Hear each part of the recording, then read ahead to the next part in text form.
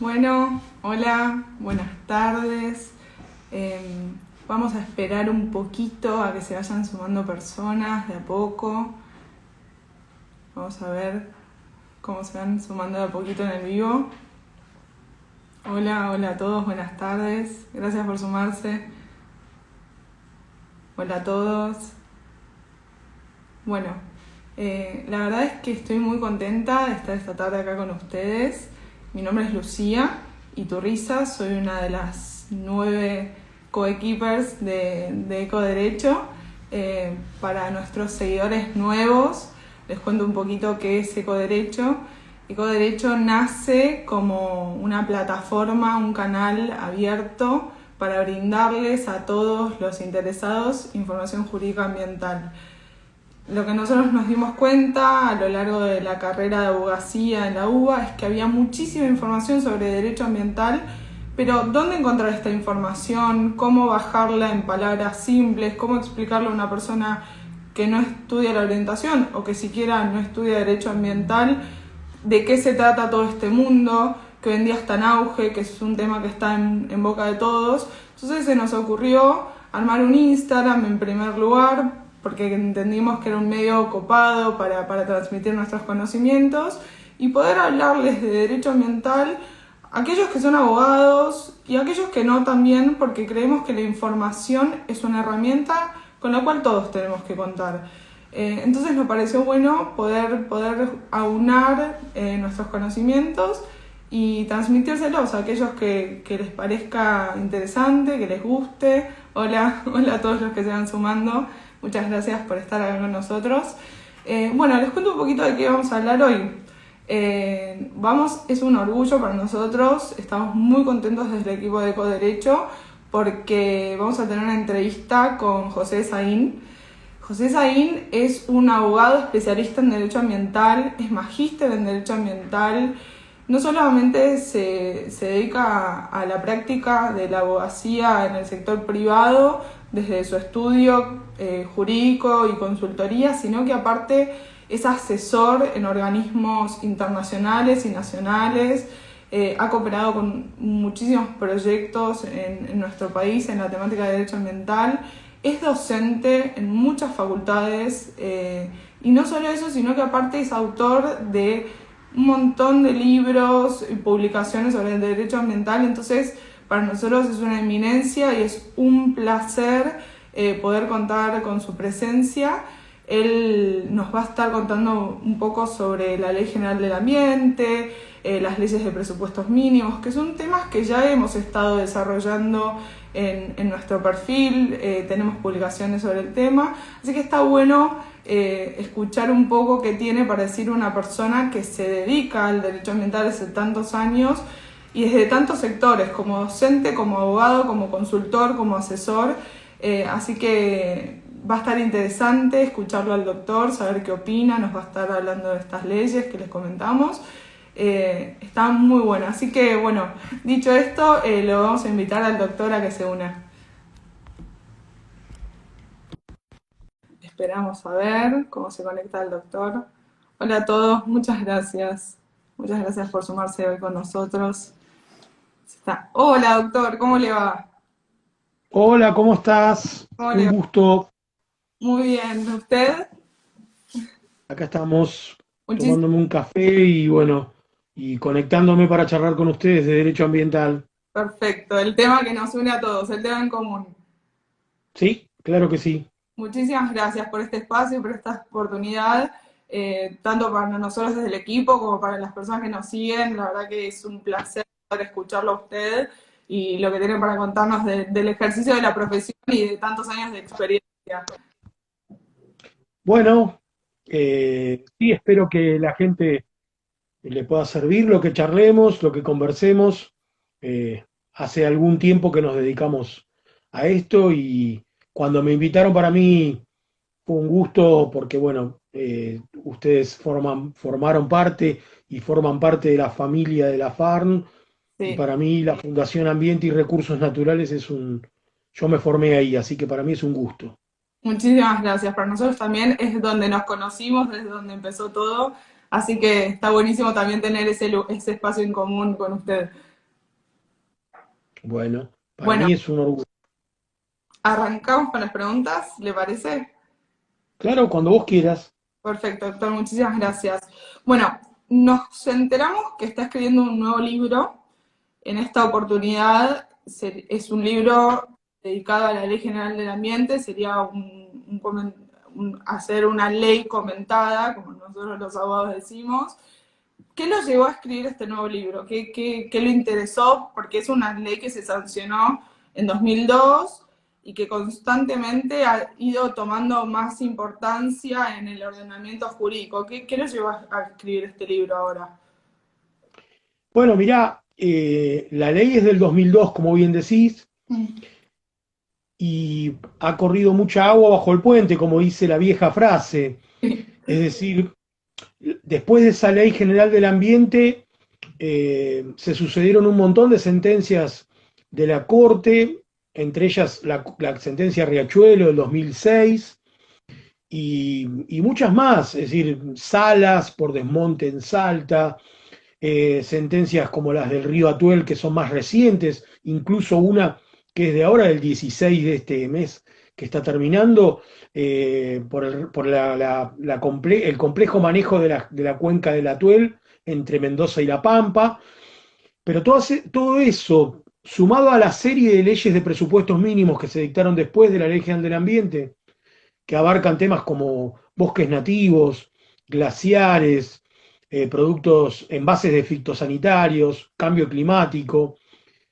y además toda una serie de políticas públicas nacionales derivadas del Poder Ejecutivo y además de los poderes provinciales, han cambiado el panorama que la Ley General del Ambiente tenía cuando se sancionó.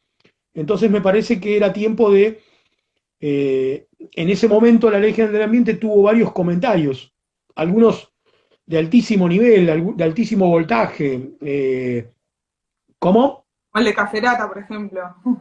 Claro, por ejemplo el de Néstor Caferata, que es bueno, un amigo, un gran autor de derecho ambiental, el del doctor Rodríguez de Corrientes, que tiene un libro publicado por LexisNexis, el de Mario Valls, que es un comentario también muy bueno. Es decir, tuvo varios comentarios. El único libro comentándola, o por lo menos los dos libros que yo conozco son el de Mario Valls, que es un comentario fuerte, exegético sobre la ley, y el de Rodríguez en libro, y los otros, como el que comentamos de Caferata, son artículos de Sí. la ley comentada. Entonces, por eso es que dije, bueno, vamos a hacer un libro sobre la Ley General del Ambiente comentada, eh, y a actualizarla en los contenidos de cada uno de los artículos. Como soy muy larguero y cuando escribo largo, En común, van a... lo de ser largueros me parece que lo tenemos en común los abogados. No, pero yo tengo ese vicio.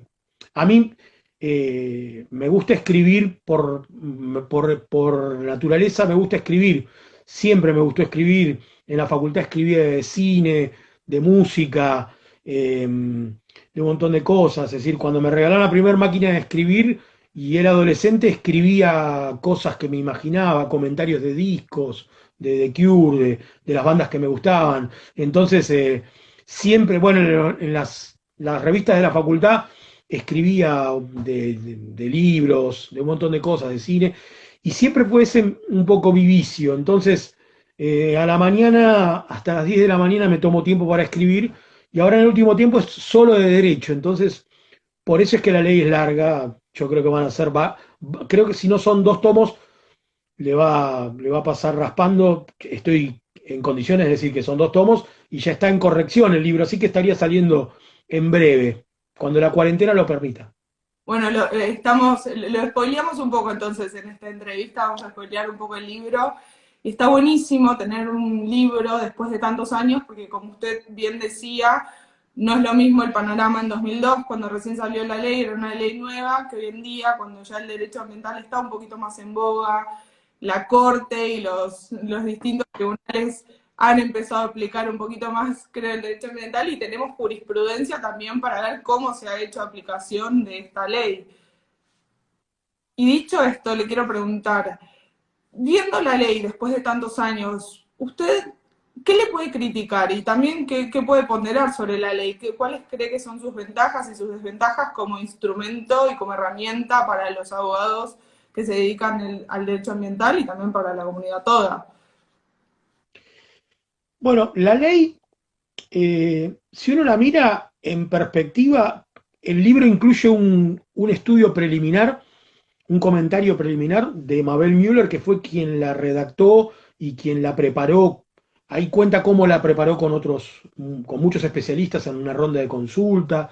Es muy interesante verlo porque fue ella la que además la defendió en Cámara de Diputados y de Senadores, porque en interín fue elegida diputada y después senadora, o no me acuerdo si era senadora y diputada. Entonces, en las dos cámaras la estuvo defendiendo a la ley, pero digo un homenaje para ella porque la ley para mí es como si hubieran bajado ángeles cuando la escribieron. Es decir, es una ley muy buena, no buena, muy buena. Es Sí. decir, y si uno revisa las otras leyes, e incluso leyes que dictó el mismo equipo jurídico, esta es mucho mejor todavía. Es decir, tiene mucha pulcritud en la técnica legislativa, no tiene tantas contradicciones, tiene algunos defectos, pero yo no sería, en el libro se comentan, pero no soy de la idea de poder comentar los defectos porque son tan buenas las virtudes que empañarían el producto.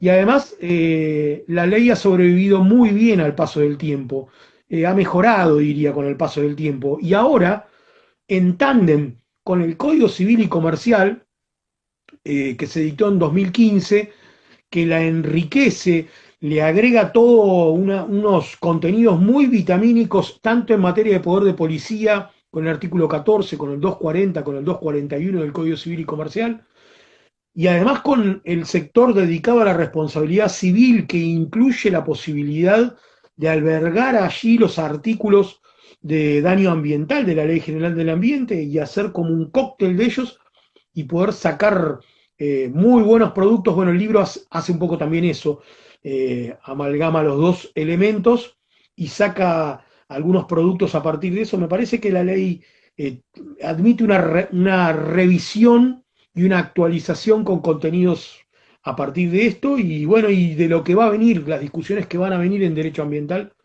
que van a ser muy interesantes en el futuro. Eh, hay muchos temas muy apasionantes, pero la ley, en conclusión, para lo que me preguntabas, para mí es una excelente ley y no necesita demasiados ajustes para el futuro, ¿no? Sí, desde el equipo coincidimos, de hecho siempre decimos que es nuestra Biblia para los que nos dedicamos y los que estudiamos el derecho ambiental y la Ley General del Ambiente. Es una ley muy completa que complementa muy bien las leyes que se dictaron anteriormente y posteriormente y otros cuerpos normativos. La verdad que ha envejecido bien la Ley General del Ambiente. No así, al menos quiero saber su opinión, con el resto de las leyes. Nosotros contamos con, en total, al día de la fecha, 11 leyes de presupuestos mínimos. La Ley General del Ambiente, si bien le da un marco a todos, es una más dentro de estas normas. A nuestros seguidores ya les hemos contado un poco de qué se trata esto de las leyes de presupuestos mínimos, que son dictadas por el Congreso de la Nación y que rigen en todo el territorio del país. Queríamos saber qué piensa usted del resto de las leyes de presupuestos mínimos, qué críticas tiene, qué observaciones tiene. Bueno, para mí el sistema de leyes de presupuestos mínimos y el sistema de legislación en Argentina es bastante deficitario, porque no ha tenido decisiones estratégicas en materia de legislación ambiental. Estados Unidos, desde la década del 60, que tiene leyes de aire, agua, suelo, es decir, las leyes son estratégicas. Están dirigidas a regular los sistemas y en todo caso algunas actividades, la gestión de residuos, la protección de la biodiversidad, la naturaleza. En la Argentina las leyes han salido de manera espasmódica por conflictos puntuales. Eso tiene que ver con la agenda política ambiental. La política ambiental es una política muy pauperizada, ocupa un rol muy lejano en la estrategia política de los partidos políticos, a pesar de que hay mucha gente interesada en el tema, pero la gente no ecualiza su interés en la defensa del ambiente, la mística que tiene la población con la agenda política.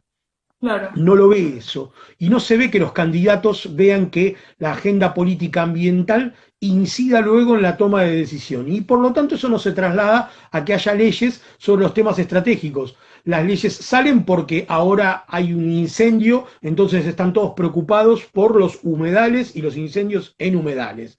Y viene un problema con la cumbre de cambio climático y sale la ley de cambio climático.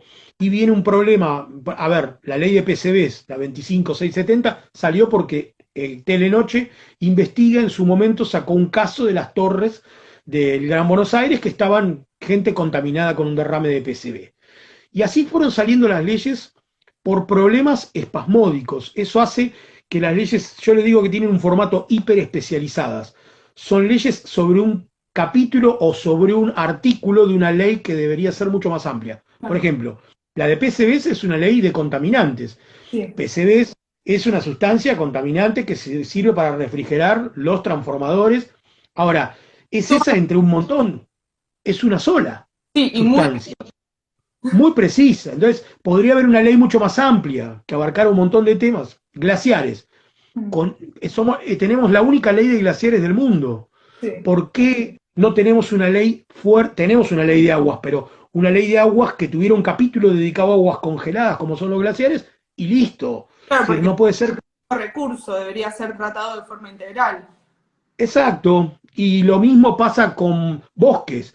Está muy bien, hay una ley de bosques nativos y yo me encanta la ley, la tengo estudiada, analizada, en este libro se hace un comentario y me parece muy buena la ley. Ahora lo que digo es, bosques nativos debería integrar una ley de flora, Claro. porque los pastizales forman parte del sistema flora y eso debería inclusive estar formando parte de una ley de biodiversidad, que trate toda la biodiversidad en su conjunto, flora, fauna, poner algún corte en la regulación y regular los hongos. No lo vamos a regular en una ley, pero se van a regular indirectamente con algún sistema de protección de ecosistemas, pero de todas maneras una ley que enfoque recursos genéticos, especies exóticas invasoras.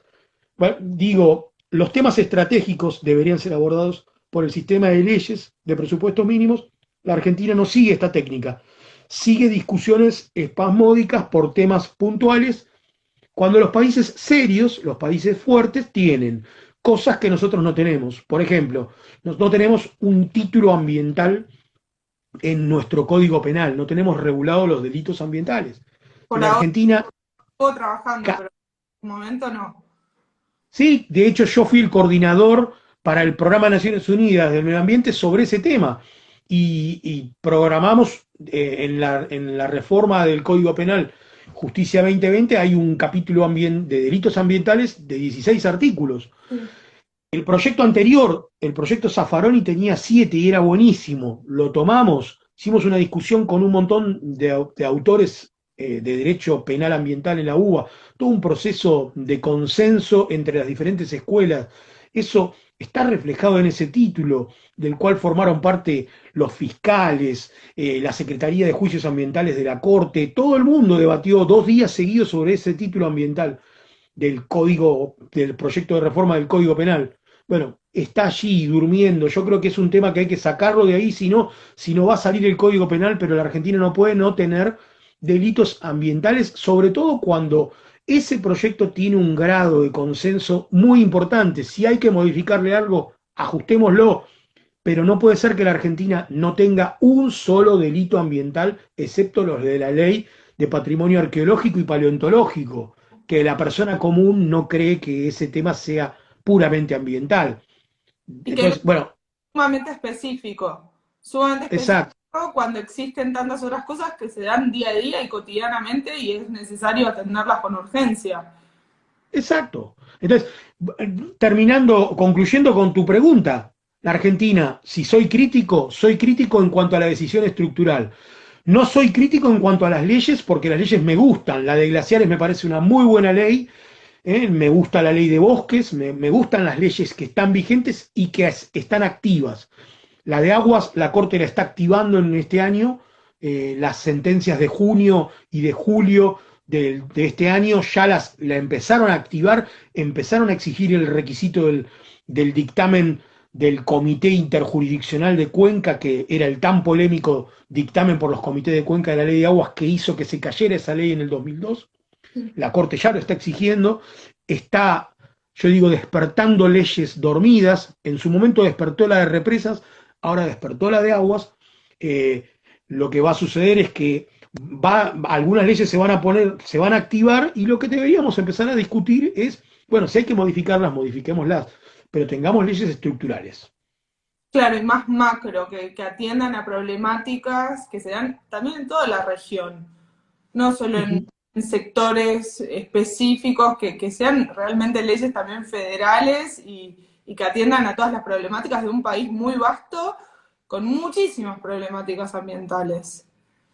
Vos fijate que una ley de presupuestos mínimos te soluciona el problema del tratamiento dispar que tienen las 23 jurisdicciones. Claro. Yo trabajé en la coordinación de la redacción de la ley, del proyecto de ley de biodiversidad. Las 23 provincias tienen sistemas distintos de autorización de fauna. En Sí. sus 23 leyes provinciales, en muchas de ellas, mediante sistemas de leyes de caza, no enfocados en la fauna, sino enfocados en la actividad cinegética. Leyes Entonces, fíjate, aparte, no, no leyes de adhesión, sino las leyes provinciales, porque la ley de fauna nacional, la 22421, es de adhesión, pero está adherida solo por Mendoza. Entonces, no hay ley, no hay mínimos unificados. Entonces vos tenés, por ejemplo, para el puma, algunas provincias premian al cazador y otras provincias lo protegen. claro, Tenés tratamiento totalmente dispar para diferentes especies. Entonces no puede ser eso. Eso no. tiene que estar unificado con instrumentos únicos para la flora y para la fauna. No puede ser que la Argentina no tenga regulados mecanismos de prevención de los impactos de las especies exóticas invasoras. Sí, Sí, no, en la difusión que hay del mascotismo en la Argentina produce un enorme daño en muchos ecosistemas por mascotismo, no, por invasión de especies que tienen la capacidad, además de ser exóticas, de ser invasoras y poder llevarse puesto un ecosistema. sí, de hecho, Traducido, es decir, una hemos, persona va con un perro a una playa y yo soy amigo de los perros, pero esa persona lo introduce en una playa donde hay una especie de aves migratorias que viene volando desde Europa, cruzando el Atlántico y llegan súper cansadas a anidar en ese lugar, y el pobre perro, ¿qué hace? Rompe todos los nidos y todos los huevos y nos quedamos sin una especie, no es que nos quedamos sin ejemplares, se claro. muere la especie. Entonces, eso no puede suceder. Tiene que estar todo eso gestionado. Es decir, y vuelvo, la mística de la gente que lleva el perro ahí seguro que es de ambientalistas comprometidos, pero tienen que estar informados, saber cómo conducirse en la vida para evitar estas cosas. Eso es un rol del Estado y la legislación.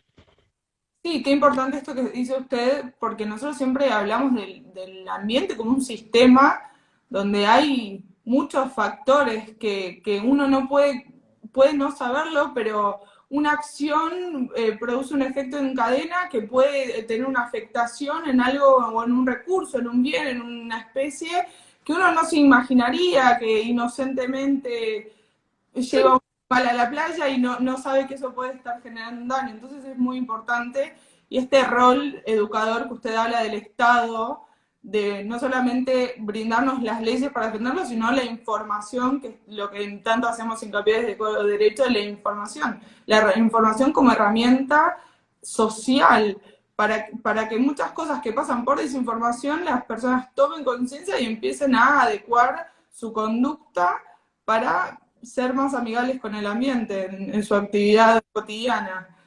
Vos pensá, yo adoro los perros, adoro los animales, pero a ninguno de los que adoramos los animales se nos ocurriría meter un zorro, encerrarlo, cerrar la puerta dentro de un gallinero. Pues se nos va a comer a las gallinas eso. Entonces, a nadie que esté informado se le va a ocurrir llevar un perro a un lugar donde sabe que va a dañar aves, porque seguro que quiere tanto al perro como a las aves. Y entonces, eso requiere información, requiere un montón de decisiones, y la Argentina tiene que tener esto unificado en leyes de presupuestos mínimos. Y yo hablé del sector verde, pero también el sector llamado marrón, el sector de la contaminación, ese sector industrial también requiere esto, una fuerte impronta. Hoy solo tenemos como un instrumento muy idóneo la Ley General del Ambiente y me parece que, bueno, el sistema de leyes está esperando esto, ¿no? Claro, necesitan ser complementadas. Acá tenemos un par de preguntas que nos van haciendo nuestros seguidores. Nos preguntan, doctor Esaín, ¿cuáles son las discusiones, temas que cree que van a venir próximamente en materia ambiental? ¿A dónde se dirige el Bueno, derecho ambiental? para mí el gran tema del derecho ambiental es este último que mencionaba, la biodiversidad. Es decir, como coletazo del COVID, sabemos que el hombre tiene un problema en su vinculación con la naturaleza. Espero que esto nos traiga una enseñanza, que sea darnos cuenta la incidencia que tenemos con nuestros actos en la pérdida de especies, en la pérdida de ecosistemas, en la pérdida que hay con la pérdida de biodiversidad, de recursos genéticos, de un montón de salvaguardas. Bueno, ¿cómo? De servicios ambientales. Sí, servicios ambientales, pero yo creo que el gran tema va a ser la relación entre el hombre y la naturaleza, y de hecho el IPBES, que es el mismo panel intergubernamental que para cambio climático emite dictámenes para biodiversidad, lo hace derivado del convenio de biodiversidad. El IPBES viene sosteniendo que el tema vinculado a biodiversidad y pérdida de biodiversidad es más grave que cambio climático, que pareciera que es el gran tema de la humanidad. Bueno, parece que no. Parece que el gran tema es biodiversidad afectada por cambio climático, pero es el gran tema y yo creo que ese va a ser el tema del futuro. Cuando digo biodiversidad es para la gente que no, los legos, los que no son abogados, es flora y fauna, animales y plantas. Y nosotros también. Por supuesto, nosotros somos animales, sí, sí, sí, racionales, pero animales. Sí, destructivos también. Sí, Doctor, claro. ahora voy a aprovechar un poco su experiencia, no solo como consultor, como asesor, sino también como abogado en la práctica profesional. Y queríamos saber desde su experiencia si considera que al momento de tomar las decisiones, los jueces tienen en cuenta el derecho ambiental para sus sentencias, para la toma de decisiones. ¿Cree que hay conocimiento en el mundo jurídico más allá de la corte que estuvimos hablando un poco? ¿Cree que se toman en cuenta estos conceptos, estos conocimientos, estas leyes a la hora de la toma de decisiones?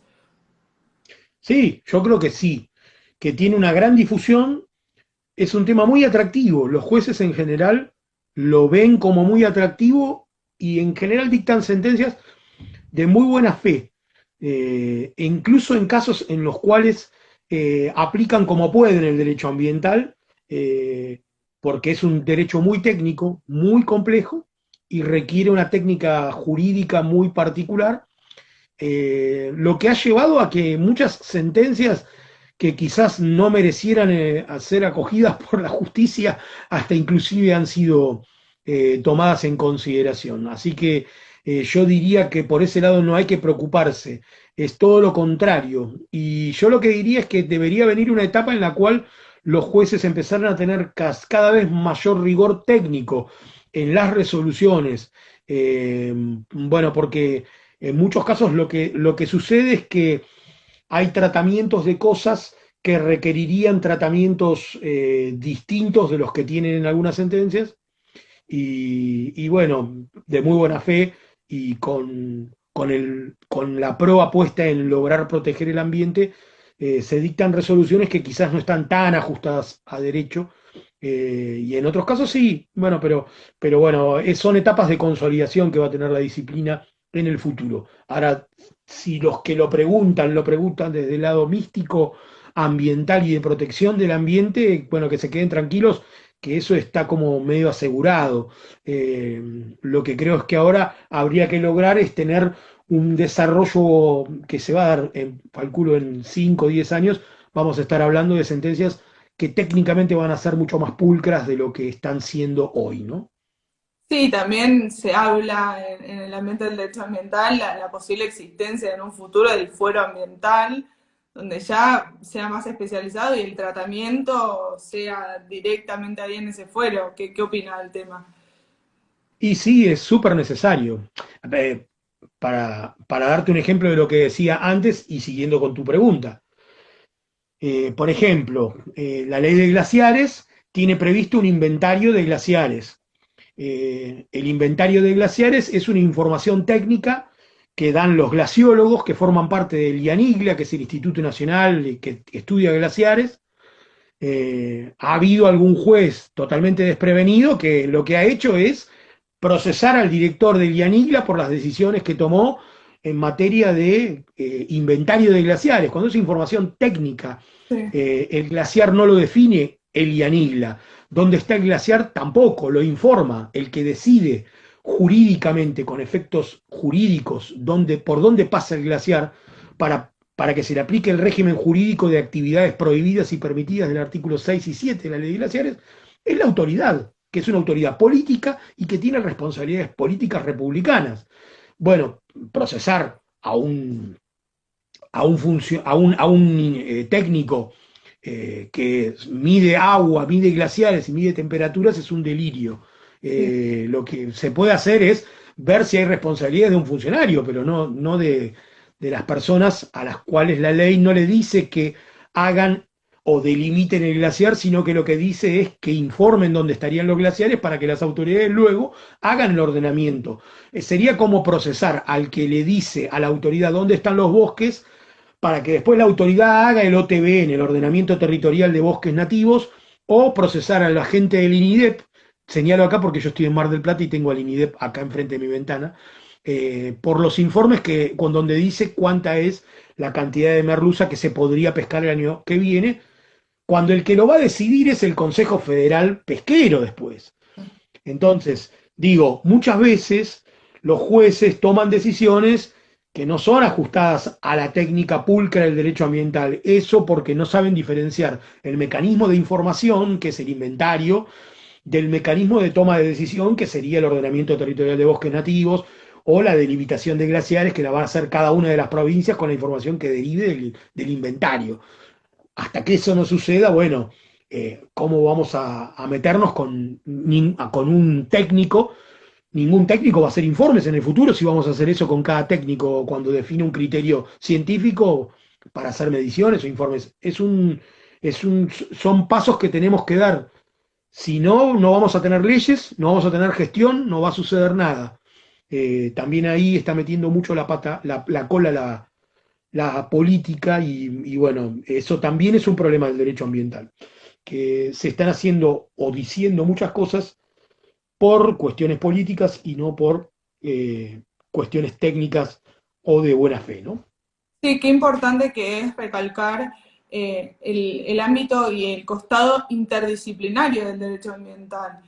Nosotros como abogados ambientalistas nos tenemos que nutrir constantemente de conocimientos técnicos de otras disciplinas como la ingeniería, como las ciencias. Resulta impensado que se castigue a aquellas personas que nos brindan esta información técnica tan necesaria para el derecho ambiental y del cual se nutre. Bueno, ahora le queremos hacer una pregunta sobre la Ley General del Ambiente, sobre un par de artículos de la Ley General del Ambiente en particular, que son aquellos dirigidos al estudio de impacto ambiental. El estudio de impacto ambiental es una herramienta importantísima en el derecho ambiental. Todos conocemos esa importancia que tiene, pero a veces nos suena o nos hace pensar si no necesitaría, más allá de los artículos destinados en la Ley General del Ambiente, una ley de presupuestos mínimos particular y especial en esta materia. ¿Usted qué opina sobre ese tema? Bueno, primero, en mi universidad a los que cursan con la cátedra de José Saín se les dice que si se refieren a la evaluación de impacto ambiental como estudio de impacto ambiental, los desaprobamos. Los Así que desarrollamos. la evaluación de impacto ambiental. Eh, Sí, sí. lo que el proceso administrativo de evaluación de impacto ambiental que comienza con el primer paso que se llama estudio de impacto ambiental, que es el anillado que presenta el interesado en autorizar el proyecto o actividad, pero que el proceso se llama evaluación de impacto ambiental y que Perfecto. concluye con un acto administrativo que se llama declaración de impacto ambiental. Bueno, eso en la Ley General del Ambiente están bastante bien regulado, y si seguimos la doctrina de la Corte, más todavía, porque la Corte en Mamani y en Martínez, que son sentencias de 2017, ya ha resuelto respecto a que es necesario integrar como pautas mínimas que se desprenden como columnas desde los artículos 11, 12 y 13 de la Ley General del Ambiente, los vectores, y del 18, 19, 20 y 21, los vectores participación ciudadana, acceso a la información, los trazos que tiene la Ley General del Ambiente en materia de evaluación de impacto ambiental. Esos elementos yo creo que alcanzan para disciplinar todo el sistema nacional. Si vos me decís si es necesaria una ley de presupuestos mínimos en materia de evaluación de impacto ambiental, bueno, si quisiéramos elevar los estándares para que cada una de las provincias tengan mejores estándares obligatorios, bueno, agregaríamos a esos estándares que ya surgen de la Ley General del Ambiente una ley de presupuestos mínimos que llevara los estándares un poco más arriba en materia de evaluación de impacto ambiental. Funcionaría como la Ley de Acceso a la Información Pública Ambiental, la 25831, que es una ley que eleva los estándares del 16, del 17 y el 18 de la Ley General del Ambiente. Sería interesante porque podría en esa ley de presupuestos mínimos nacional establecerse otro procedimiento que no está en la Ley General del Ambiente, que es la evaluación ambiental estratégica. Bueno, Podría en ese sentido, siguiendo el modelo español, llamarse evaluación ambiental o el modelo europeo, e incluir en la evaluación ambiental el proceso de evaluación de impacto ambiental, el proceso de evaluación ambiental estratégica, e inclusive otros procesos como la auditoría ambiental que está prevista en la ley de glaciares. La 26639 tiene incluidas para las actividades en curso la auditoría ambiental, que es el procedimiento que corresponde, porque una actividad en curso de ejecución no corresponde a hacer la evaluación de impacto ambiental, que es un procedimiento hecho para proyectos que todavía no se iniciaron en su ejecución. Así que todo eso podría estar establecido en una ley de presupuestos mínimos. Sí, yo creo que sí. Lo que sí creo es que algo que se hizo en el 2017, lo hicimos con un decreto, y no sé si sigue vigente, no le he seguido el rastro.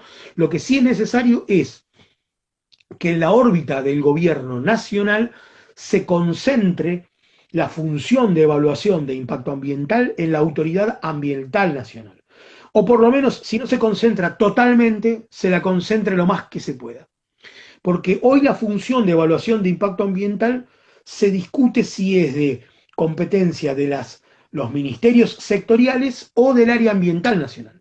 Y eso es un tema muy importante, porque si la evaluación de impacto ambiental de toda la administración pública nacional, autopistas, puertos, vías navegables, parques nacionales, todas esas evaluaciones no se concentran en la autoridad ambiental, bueno, la política ambiental que se desperdiga a través de las decisiones de declaración de impacto ambiental, bueno, va a estar diseccionada conforme los criterios de los ministerios sectoriales. Entonces es importante que se concentre esa decisión en la estructura del Ministerio de Ambiente. Un Ministerio de Ambiente nacional debería concentrar el grueso de las evaluaciones de impacto ambiental de la órbita del gobierno nacional.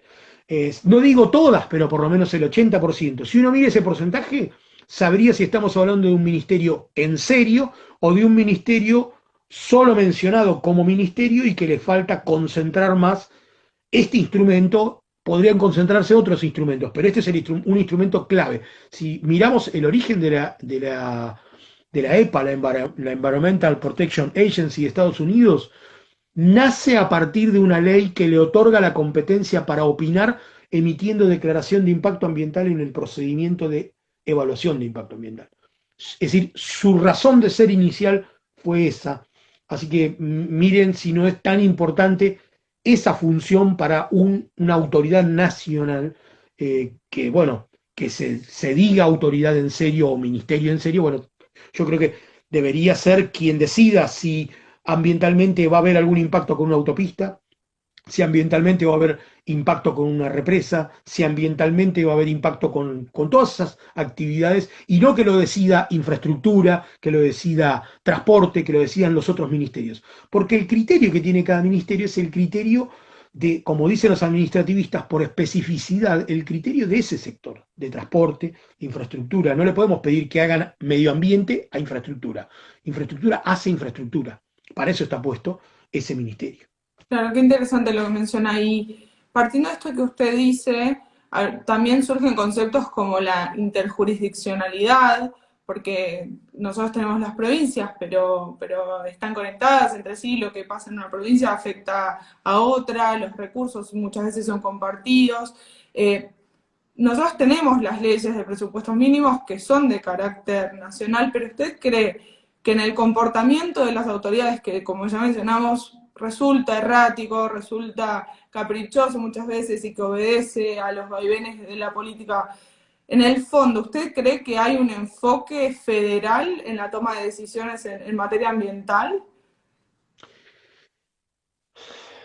Eso es muy interesante tu pregunta, muy interesante, eh, y muy inteligente. ¿Por qué? Porque ahí hay un tema que es cuál es la función de la autoridad ambiental nacional. Si, yo creo en una autoridad de aplicación de las leyes de presupuestos mínimos que no solo lo sea para las típicas funciones de la autoridad ambiental de un gobierno federal, sino además con alguna función de coordinación de las autonomías locales.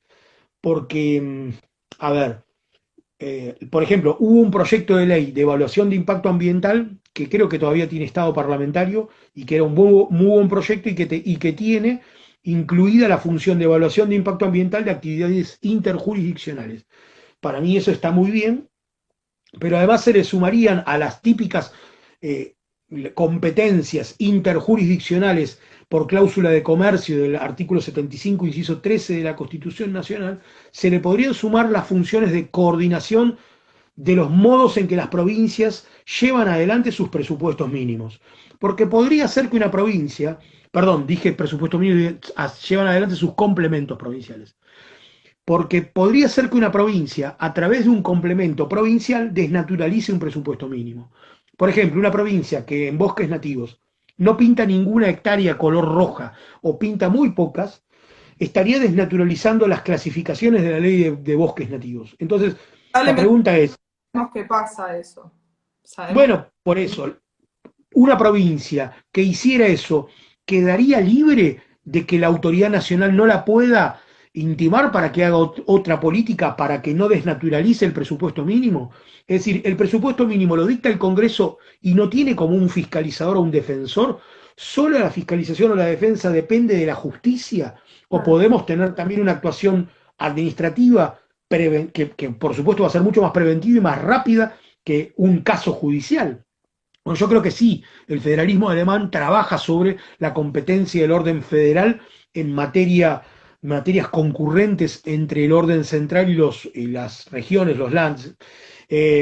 Y ahí, en ese sentido, es muy importante el ejemplo que yo te daba, porque la nación podría, considerando que se está desnaturalizando un presupuesto mínimo, intimar a tener algún tipo de salvaguarda para corregir los complementos los no complementos de las provincias, porque si estuviéramos hablando de una desnaturalización, y yo creo que sí, que para eso deberían existir capacidades, pero deben estar previstas en la ley de presupuestos mínimos. El legislador nacional debería tener un modelo de federalismo distinto en ese sentido, y fíjate vos, qué interesante este punto, porque ese es un tema que la Corte lo trabajó en Mamani, donde dijo que una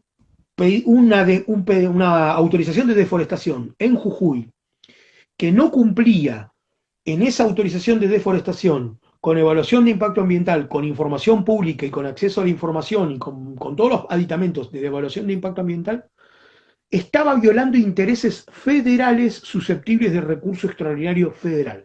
lo que quiere decir que para la Corte las leyes de presupuestos mínimos tienen contenidos federales en sentido estricto, no en sentido del derecho común de los códigos de fondo. Esto es muy para abogados. Pero los códigos de fondo no son susceptibles de recurso extraordinario federal porque no tienen intereses federales en sentido estricto. Pero cuando la Corte dijo que los presupuestos mínimos tenían como un núcleo básico, un núcleo que hacía a intereses federales en Mamani, está hablando de que la Corte tiene la última voz por ser la última llave de interpretación del derecho federal del orden jurídico federal. Mutatis mutandi, eso significa que la autoridad ambiental nacional debería tener una capacidad para corregir las desnaturalizaciones que se hicieran por complementos provinciales de los presupuestos mínimos nacionales. Eso creo yo, lo tengo escrito, y creo que hay un fundamento, que es la igualdad provincial. La provincia que cumple los presupuestos mínimos está siendo agredida en igualdad provincial por las provincias que los desnaturalizan, porque el piso mínimo es la garantía que tienen las otras provincias, porque ellas sí lo están cumpliendo. Entonces están viendo una provincia que no lo cumple y ellas dicen, ¿por qué yo tengo que cumplir este piso y la otra no lo cumple y lo desnaturaliza? Y ahí la que tiene que ser el resguardo de la igualdad provincial es la nación. Perfecto. Más claro imposible, doctor. Muchísimas gracias.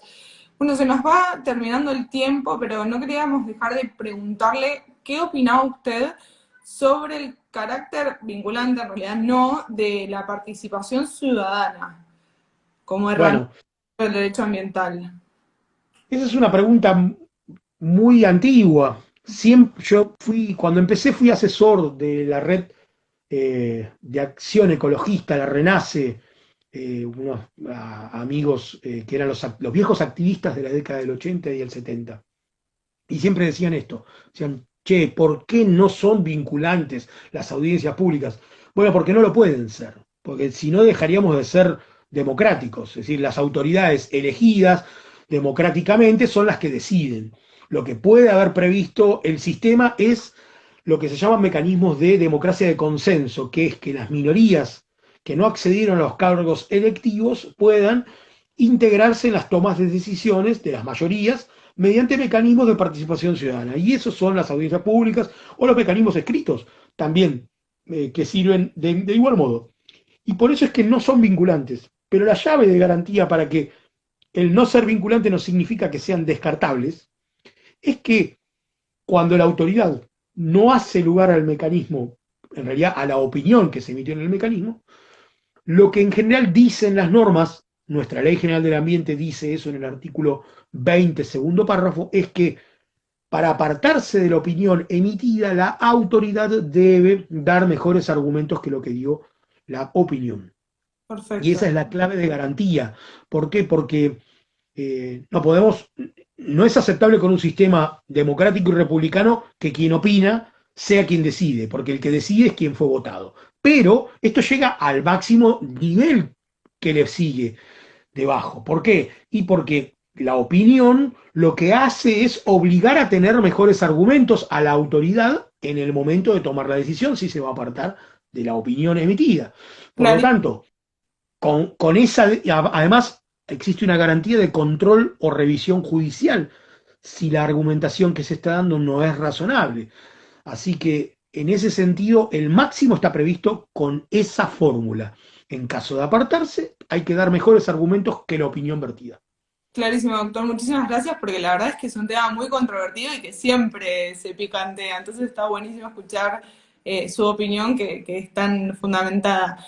Nos estamos acercando al final, pero no queríamos dejar de revisar un par de preguntas, si le parece bien, que nos hicieron nuestros seguidores a lo largo del vivo. Vamos a ver algunas.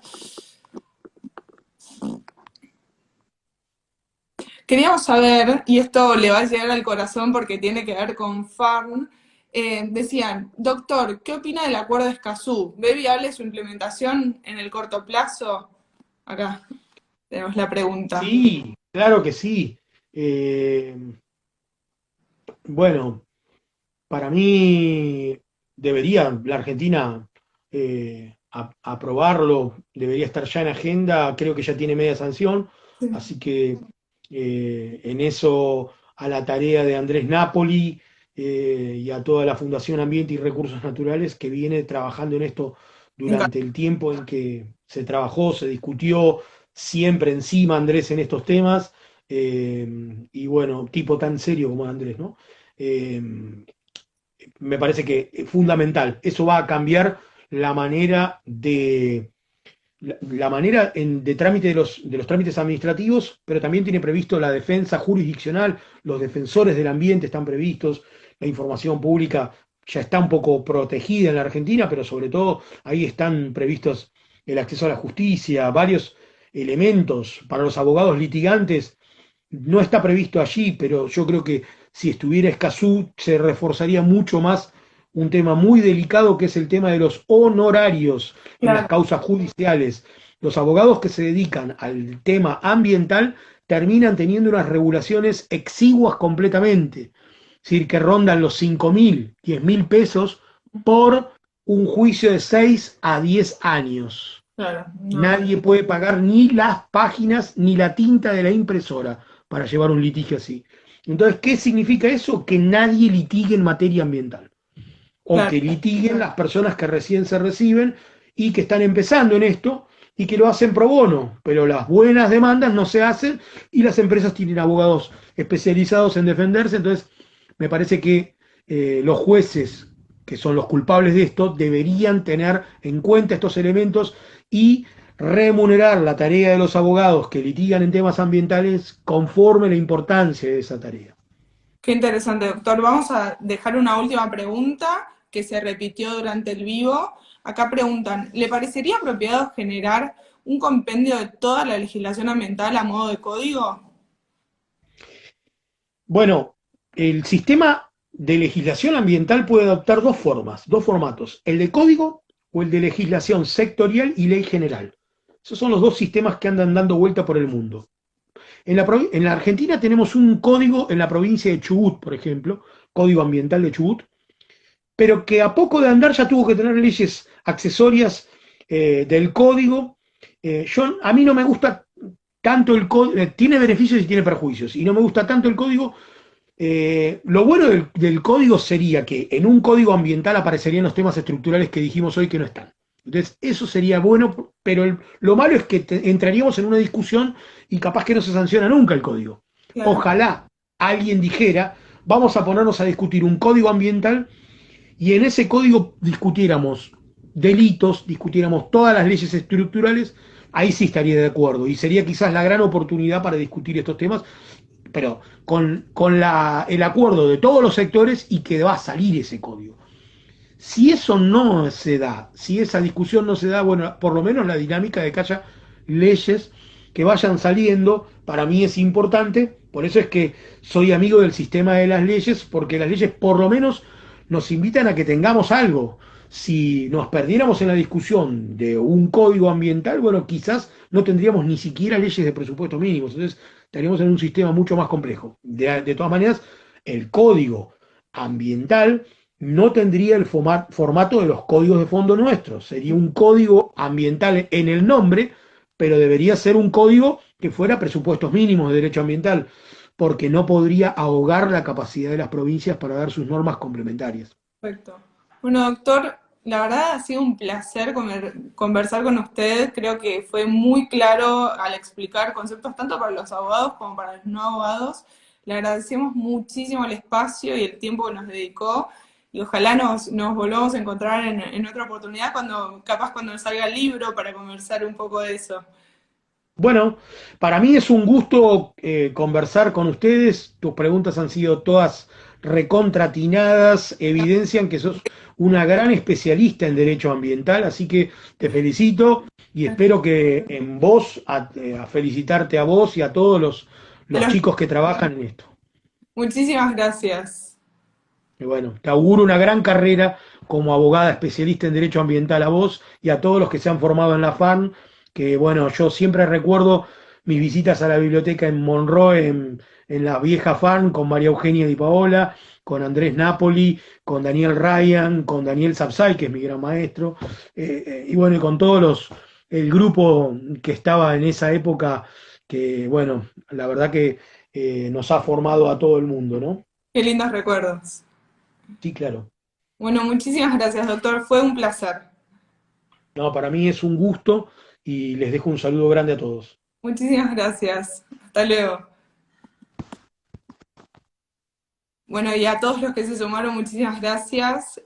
Nos encanta poder compartir estos espacios con ustedes, así que ojalá nos estemos encontrando pronto para seguir charlando un poco más de esto que nos une, que es el interés por el derecho ambiental. Muchas gracias a todos y buen fin de semana.